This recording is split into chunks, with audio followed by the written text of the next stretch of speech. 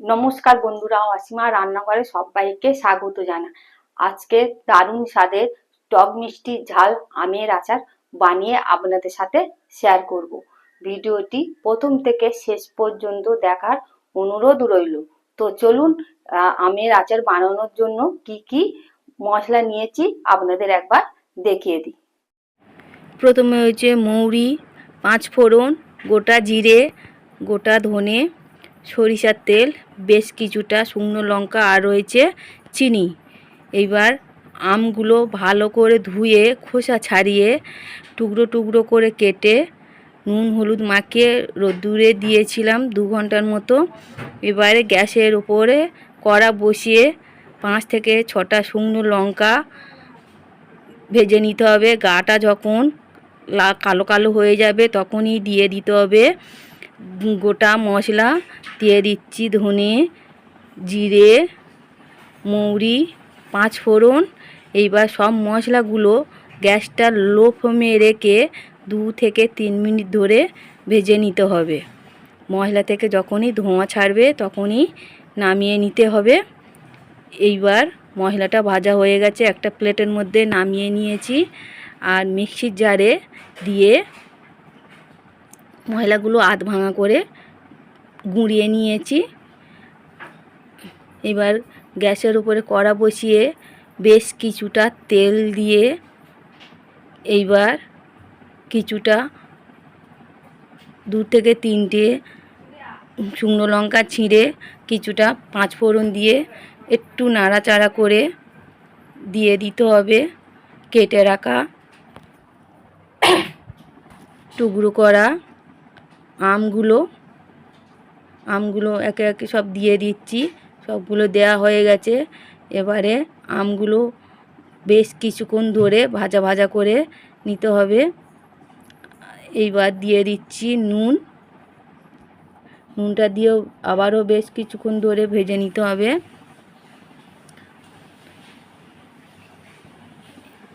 এইবার আচারটা দেখতে সুন্দর ও কালারের জন্য দিয়ে দিচ্ছি কাশ্মীরি লঙ্কা গুঁড়ো। এবারে আমের সাথে ভালো করে মিশিয়ে নিচ্ছি।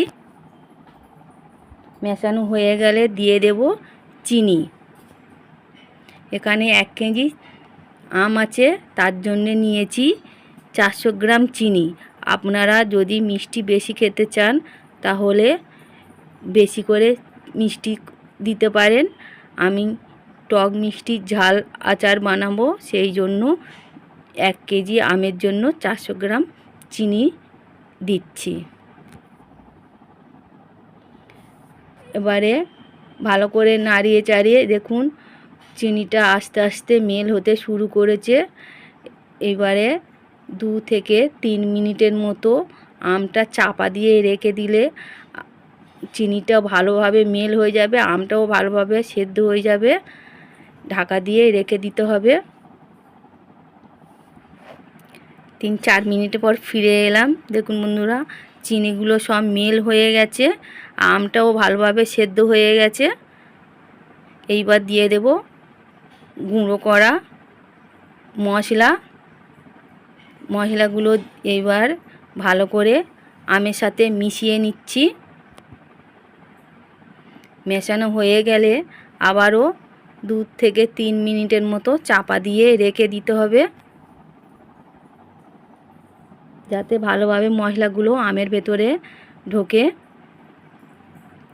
3-4 মিনিটের পর ফিরে এলাম। দেখুন বন্ধুরা, আমের আচারটা কত সুন্দর ও লোভনীয় হয়েছে। এইবার দিয়ে দেব ভিনিগারটা দিলে অনেক দিন পর্যন্ত আমের আচারটা ভালো থাকবে। দিয়ে দিচ্ছি 1 চামচের মতো ভিনিগারটা এবারে আমের সাথে ভালো করে মিশিয়ে নিতে হবে।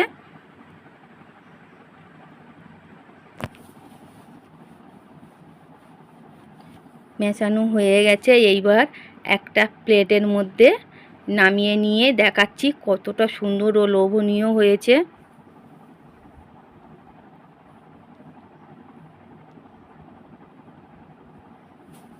বন্ধুরা, আমের আচারের রেসিপিটা ভালো লাগলে লাইক শেয়ার কমেন্ট করবেন। আমার চ্যানেলটিকে সাবস্ক্রাইব করে পাশে থাকার অনুরোধ রইল।